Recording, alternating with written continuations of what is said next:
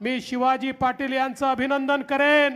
त्यांनी दरवर्षी अतिशय चांगला कार्यक्रम या ठिकाणी तर आयोजित करतातच, पण चंदगडमध्ये त्यांनी जे काम उभं केलंय, जनसामान्यांकरता जी सेवा ते करतायत, मला विश्वास आहे चंदगडच्या जनतेचा आशीर्वाद देखील ठाणेकरांप्रमाणे आमच्या शिवाजी पाटलांना निश्चितपणे मिळेल, हा मला विश्वास आहे।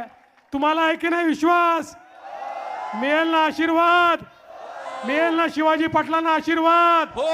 मग निश्चितपणे प्रभू श्री कृष्णाचा आशीर्वाद हा आपण त्यांच्याकरता मागूया, तुमच्या सगळ्यांकरता मागूया, आपल्या महाराष्ट्राकरता मागूया। पुन्हा एकदा तुमचं सगळ्यांचं अतिशय मनपूर्वक स्वागत करतो आणि माझं बोलणं संपवतो।